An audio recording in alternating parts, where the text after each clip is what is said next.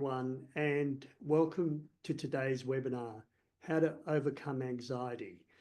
Nerves, fear, self-doubt, whatever you want to call it, how to overcome anxiety around the thing I'm doing right now, which is public speaking. And many of you will know that fear of public speaking, anxiety, nerves of public speaking is human beings' number one fear, and then there's dying. So it is a real fear and it causes a lot of anxiety, a lot of angst, and it holds people back. So good morning. Peter Dew's my name, and my aim is that when you finish here in about 29 minutes time, you'll have maybe one or two tips that will help you deal with any anxiety, any nerves, any fear, any self-doubt around public speaking. Today's not an absolute prescription. It's a couple of tools that you may find useful in dealing with that anxiety. So let me share my screen and we will get underway.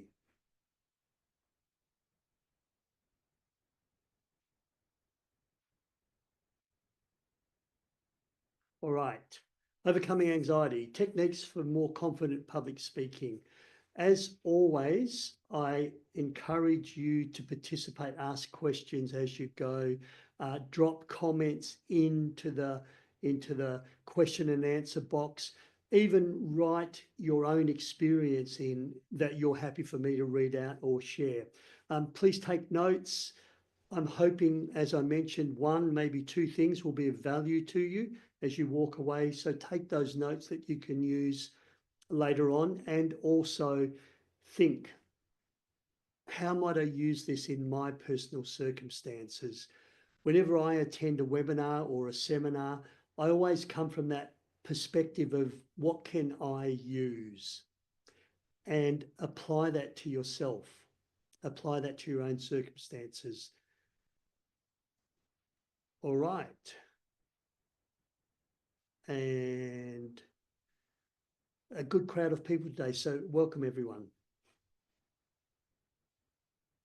So my first tip, and this may seem a little bit unfair, but it's embrace your nerves, embrace that anxiety.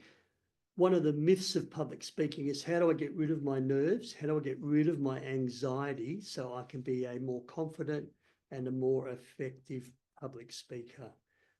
Here's the thing, you don't need to get rid of your nerves to be an effective and a confident public speaker. It's about embracing those nerves. The metaphor I use is, think of your nerves as butterflies in your stomach. You know, you feel the butterflies, they're out of control, they're flapping away, and you get that grumbly feeling. So don't get rid of your butterflies, rather make those butterflies fly in formation. So it's about embracing your nerves. And wherever I go, the nerves come on my journey. I don't leave them. They follow me on stage. They follow me to the workshop. They follow me to this webinar. My nerves come with me. So I've learned to embrace them and shift the focus less on the nerves and more on my content. A really good resource in this area is a book by the name of Susan Jeffers. It's called Feel the Fear and Do It Anyway. And it's not about public speaking, but it applies to public speaking. Anything in life that's important to you and you want to deal with the anxiety, deal with the nerves, deal with the fear, you need to do that thing. So this is embracing your fear of public speaking, embracing your anxiety and doing it anyhow. One of the things I can guarantee you, while public speaking is our number one fear and dying is number two, during public speaking, you will not die.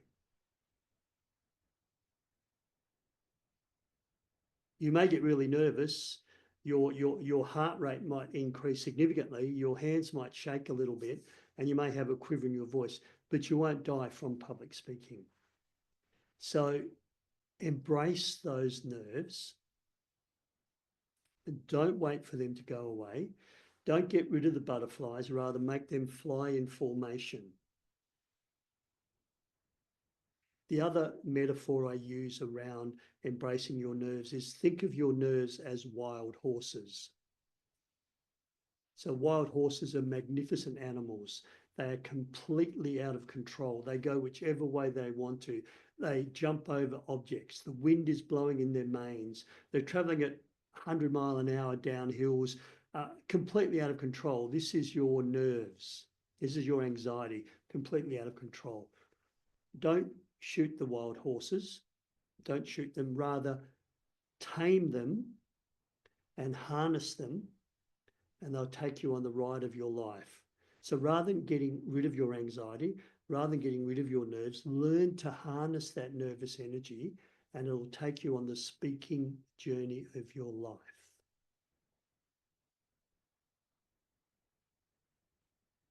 Really good book, Susan Jeffers, not only for addressing nerves around public speaking, but addressing fear around anything in your life that may be holding you back just that little bit.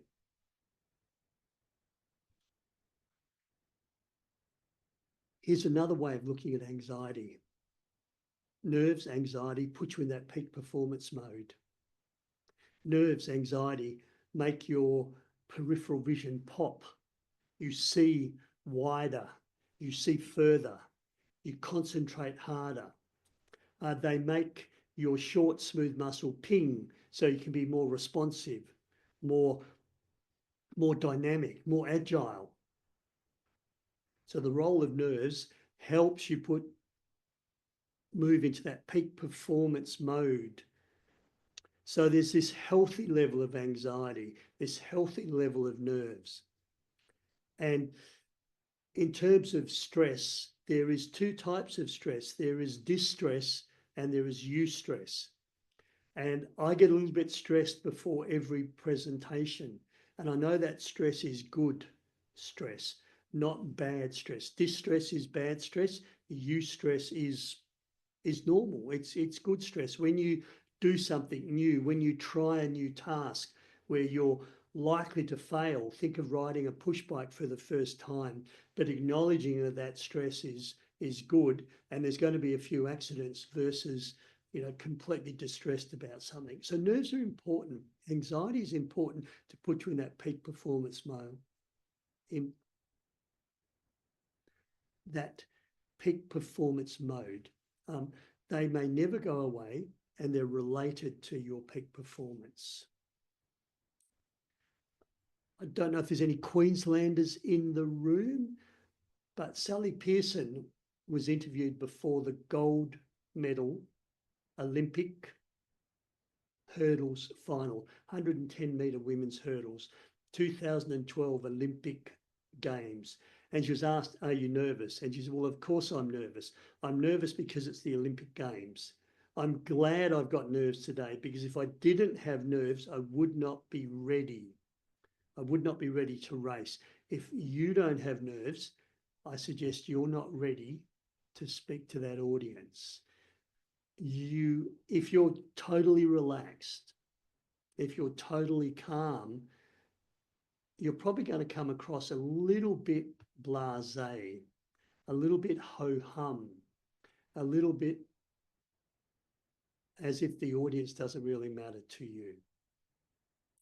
Now, just think if Sally Pearson is in the starting blocks. So she gets down in the blocks and she does a meditation, she does a mindfulness, she does some deep breathing, and she's really relaxed and really calm. In fact, her anxiety level, her nerves come down to almost nothing. Gee, I'm really calm. What's going to happen when the starter's gun goes? Sally Pearson is going to be left in the starter's block. That short, smooth muscle that pings is not going to happen. It's going to be, oh, wow, I've missed the start. Everyone's gone. Gee, I better start and catch up. And of course, in 110 metres, it's all over if you don't ping and jump out of the blocks. This is peak performance. Of course, the reverse can happen, and I would never want anyone to be in this level of anxiety, this level of nervousness. So you're so nervous, you're an absolute anxious, and you jump the gun and be disqualified. So on a scale of anxiety of around 1 to 10, I think that a healthy level, if we do a scale of 1 to 10, where 1 is that comatose, I'm asleep, I'm so relaxed, I'm in deep meditation, and 10 is dying, out of body experience, heart rate's gone up really, really high, my mind's gone completely blank, then you're likely to jump, be disqualified, or freeze. So fight or flight is your peak performance mode. Don't worry about being anxious or nervous and, gee, I'm in fight or flight. Fight or flight is how we don't get eaten by dinosaurs. So I think Sally Pearson understood she needed to be around a 6.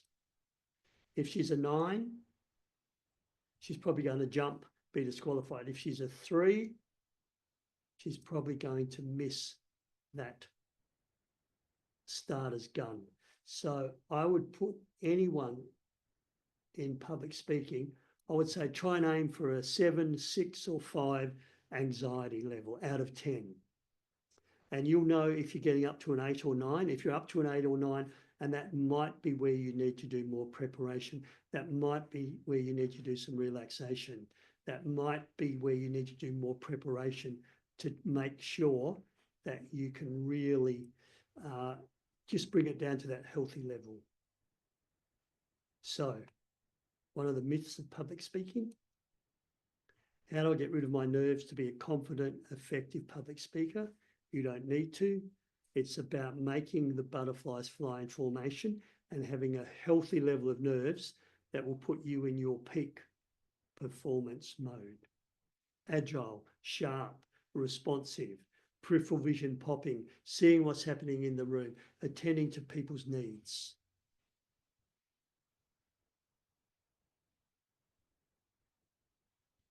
The next tip is to visualize your success.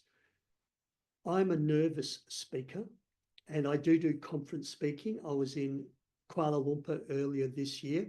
I arrive really early for a conference, even though I'm after lunch speaker. For a conference, all-day conference, I will arrive at 6 a.m. I'll walk on the stage. I'll get permission to walk on the stage. I will visualize the audience, even though the room is empty. I will try and work out where I'm going to stand. And I'll normally have a lapel microphone, but if there's a lectern, are you going to use the lectern? Where is the lectern position? So by walking on stage, I'm kind of visualizing my success.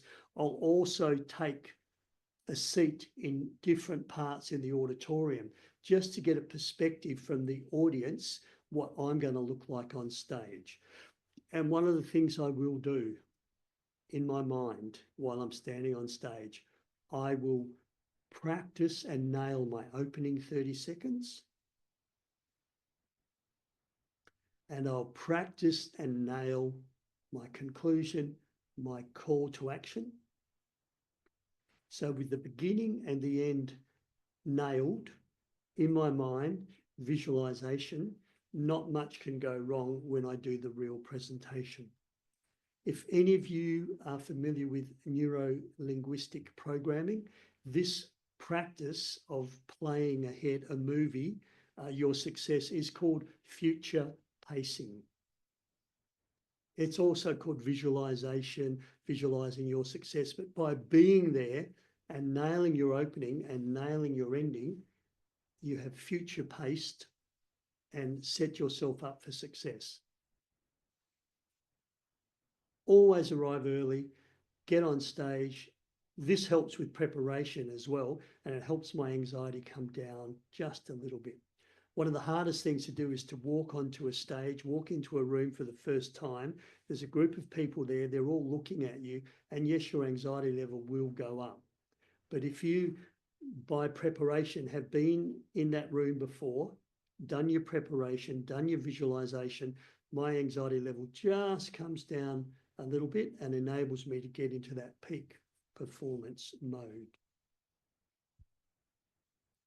Questions, comments? I'll just pause for a moment.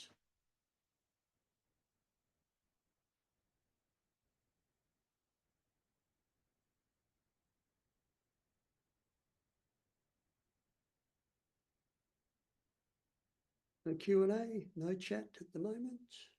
All right. My next tip is to focus on the audience. Make it about the audience. And my tough love model, those of you who've been in my workshop know that public speaking is not about you. So to be anxious, to be nervous, to worry about what's happening for ourselves means we need to focus on us. If you shift the focus off yourself and be 100% present, focused on the audience, then there's no capacity, there's no energy left to focus on yourself. If you're focusing 100% on your audience, then you can't focus on your nerves. Gee, I'm anxious. What if I muck up? What if I get negative feedback? What if I make a mistake? What if my mind goes blank? All of this adds to anxiety and also removes from the focus on your audience. So just in terms of a metaphor, and this is kind of my tough love, as I mentioned, anxiety. What if you don't like me? What if I muck up? Gee, I'm really nervous here. My voice is quivering. The mirror is on me. I'm looking inwardly at myself. And while I'm doing that, I cannot turn the mirror on the audience. And let me ask you a question. When you stand up and speak, you've got a message, you've got an idea, you've got a solution to a problem. Who is that message for?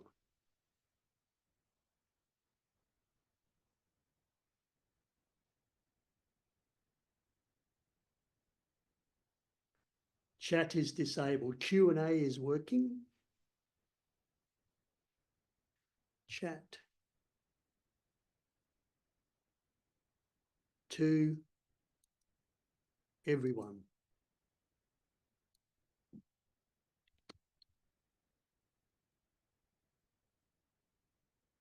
Just opening that up. So please have a go now in the chat.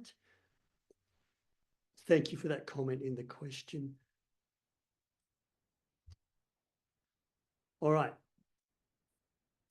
So put the mirror on your audience. The reason we stand up and speak is purely to serve the audience, to help them overcome a problem, to help them see light at the end of the tunnel, to help them be aware of some of the options around respite, around some extra funding if they're in a difficult place, to help them access some mental health services depending on what their issue is. So when we think about ourselves, the mirror is on us and we can't 100% serve the audience.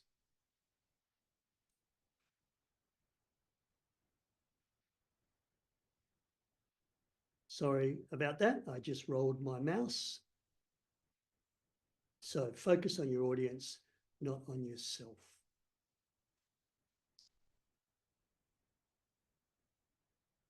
All right. Practice self-care. One of the things around anxiety and around public speaking is we need to be compassionate towards ourselves. So give yourself permission to be a little bit nervous. Do you do enough preparation beforehand? I think that if we are anxious as speakers, the idea of winging it, just jumping on stage and hoping it works out, is setting ourselves up for failure. And I use a little metaphor, prior preparation prevents pathetically poor public speaking. The more preparation we do, and that's part of visualization, arriving early, that's part of my preparation. but also self-care. Am I hydrated? Have I had a good night's sleep? Do I drink alcohol the night before? I try not to, and I do like a glass of wine, but my voice is very important. So as part of self-care and the meditation, yes, do some relaxation in the morning, but not just before you're about to start a 100 meters race, or just not before you're about to speak. What relaxation techniques can you do? What relaxation techniques can you use to calm your anxiety down a little bit? And I love deep breathing. Deep breathing is really important to me. This is the intercostal breathing, the diaphragmatic, as opposed to the shallow nervous breathing. So you know where you're breathing, which part of your lungs you're using before you go on stage.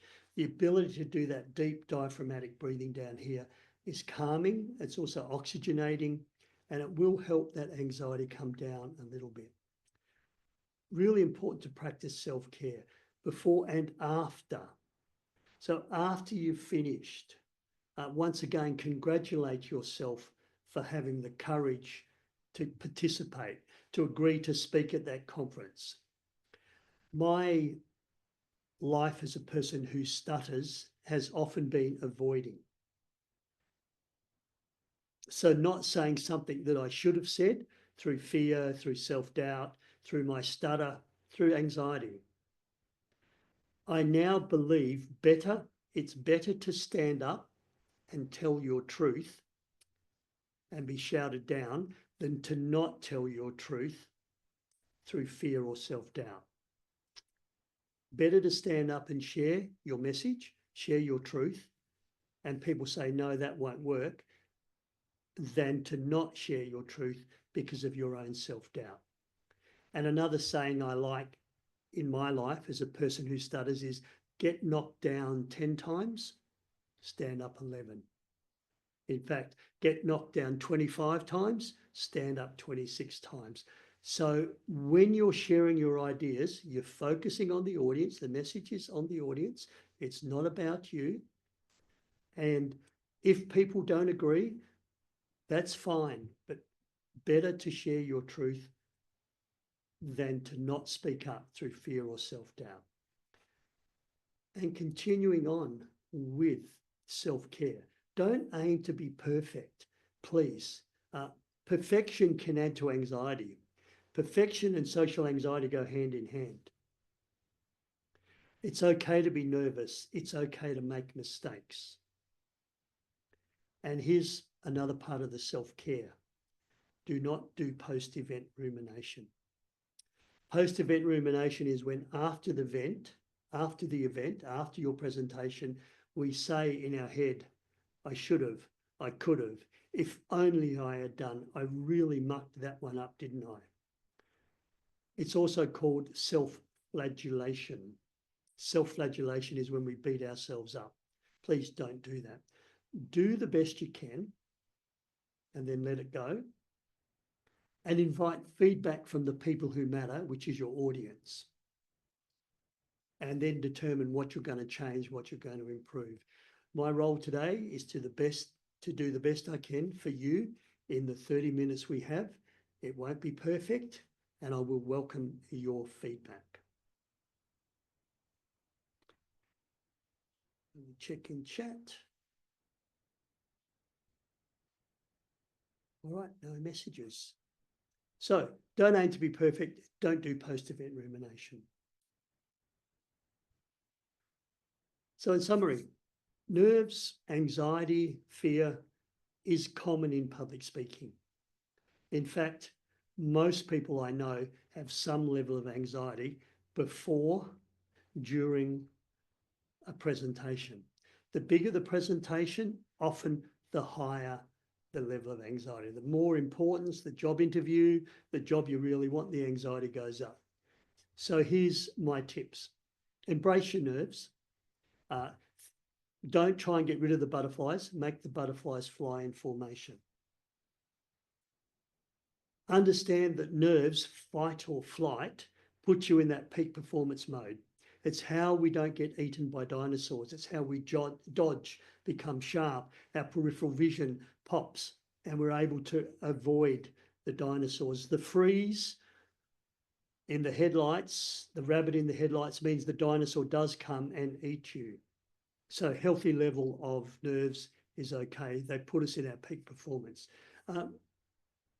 Visualize success. If that works for you, it works for me. I arrive early. I do that future pacing, play over my beginning and my end. Focus on the audience. After all, it's not about me. And I practice self-care. After I've done a presentation, then I'll have that glass of wine. I deserve that glass of wine. And one thing I've learned is do not aim for perfection. Perfectionists go broke. And if I keep worrying about the mistakes I made, what I did wrong, I review this webinar recording, all the mistakes I made, if I worry about that, then I'm going to be stuck in this perfectionism trap. I'm going to do the best I can. I'm going to serve you, then I'm going to let it go. So I'm hoping you've got 1 or 2 tips that'll help you with your anxiety. My next webinar is around closing or nailing your ending. Memorable message, really important part of your presentation. And too often I see people do what I call a soft landing. Thanks everyone. It's been a lovely, lovely day. I really enjoyed my time with you. Thanks for your participation. So please do not do a soft landing. So I'm going to share with you how to nail your ending. That is on the 2nd of December. So you know how to reach me. Peter, use my name. You've got my mobile number. You've got my email. I'd welcome any comments from you, any questions you may have. And I have another question coming up. Sorry about the disabled. Still, the chat is still disabled. I'm glad the Q&A is working. So I've got a couple of comments in the Q&A. So reach out to me if you have any further questions. This webinar is recorded should you wish to review the recording. But the question I want to ask you is, what are you going to do to take control of your nerves, your anxiety? It doesn't need to go away. Which of these tips that I've shared with you today have been most valuable for you? Embrace your nerves. Don't do post-event rumination. Nerves put you into peak performance mode. Whatever, do not let anxiety, nerves, or fear be the reason that you do not share your message. Thanks, everyone.